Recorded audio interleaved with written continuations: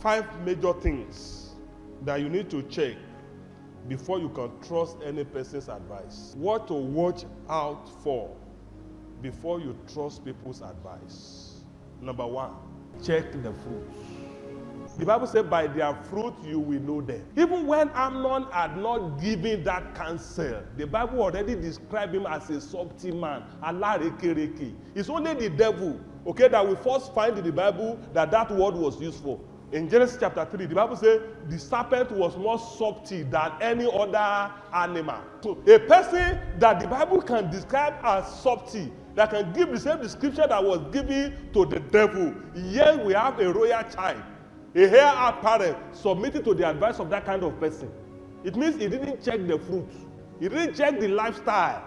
So if someone past counsel led to a mess, think twice before you swallow their next wise word. So check the fruit.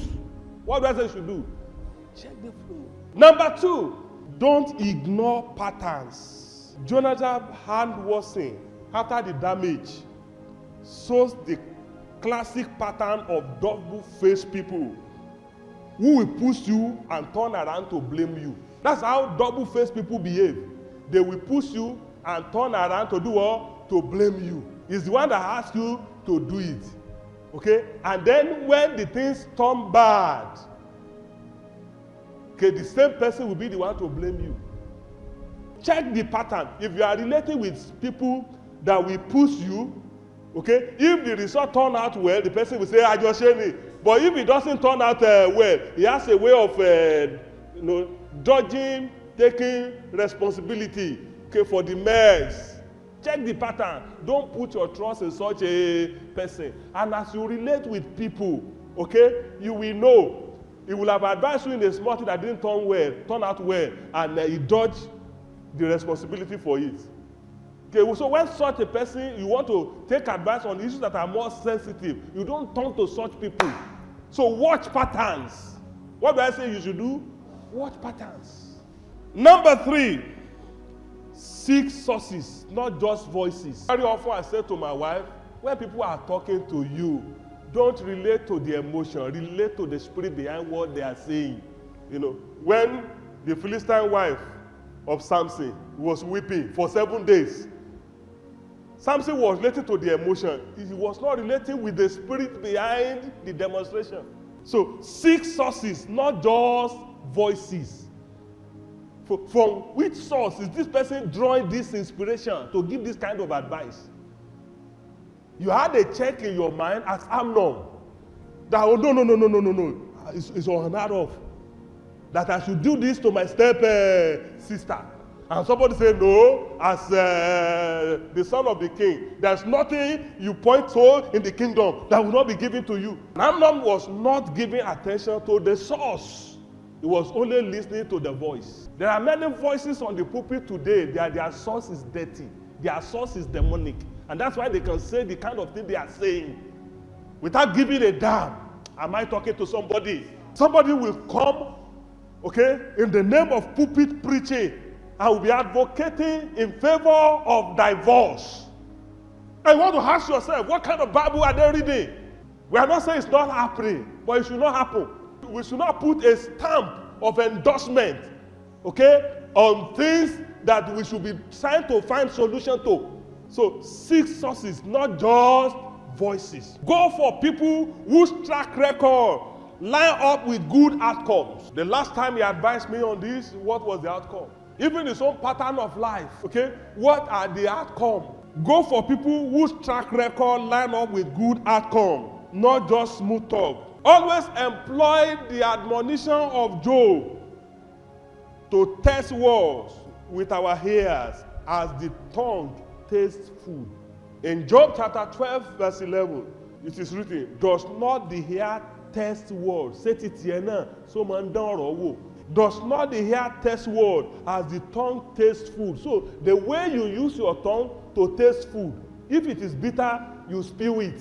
Is that not? The same way, train your ear to test what? To discern between good and evil. And you do that by seeking the source, not just voices. So the fact that it's a global phenomenon, known everywhere, has made him a voice. But you need to query, what is his source? Stay with a little source, okay, than flow with an ocean where you will sink. Number 4. Even the cancer, test the cancer. How do you test cancer? Put it against scripture. Put it against wisdom. Hello? Both divine wisdom and native wisdom. If Amnon parallel the counsel of Jonadab with native wisdom, the culture of the land, he will have said to himself, how shall we hear this? Do you know? Àwọn ọ̀pọ̀lọpọ̀ kẹta tí àṣà sọ pé àti gbọ́, okay, adẹ̀ ń ṣe lónìí nínú ìgbàgbọ́ pẹ̀lú ìgbéraga àwọn ìwà ìrí. So put it against scripture, put it against wisdom. Put it against what your trusted and tested community will say. Ayé ti bàjẹ́, gbogbo èèyàn náà kọ́ ló bàjẹ́ nínú ayé. So how will your trusted and tested community look at the issue? Judge the issue. Please avoid being gullible. So in the process of taking counsel and making judgment, don't ignore your parents. I am beginning to point you to community of trusted and tested and proven people. Don't ignore your parents. Don't ignore your pastor counsel, especially if your pastor has passed test 1, 2, and 3. What is test 1? The fruit, the pattern, then the source. So a pastor that has passed the first 3 tests must be part of the community, okay, you are going to look at before you make that judgment, before you take that counsel. So don't ignore your parents, don't ignore your pastor. Don't leave these people and go for online advice or go for AI advice of non-existent people that will not be there to bear the consequence with you. Jonadab was not there to bear the consequence with Amnon. By the time Amnon will die, he died alone. Am I talking to somebody? Then number 5, own your own actions. Any step you will take and you will not be able to stand by it, it's not best for you. It is not wise, okay? That after you have taken action, okay, and it went wrong, the only excuse we have is that and Sade said I should do it. So even if someone fed you bad advice, always remember that you are still going to carry the consequence. You should therefore count the cost before you jump into action.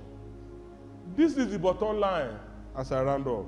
When you are being counseled, listen, but don't stop at that. Filter. Listen, but do what? Filter. Jaw. Take the grain and throw away the safts. Listen, but filter. And like I said earlier, not every loud voice is a leader. Hello? Some of the loud voices are not leaders. They are merely lousy people. They are merely what? Lousy people. The fact that they command resources, okay, does not mean they are speaking from the right source. So not every loud voice is a leader. Some are just noise. Not every visible personality is a responsible personality. God bless you. I say God bless you.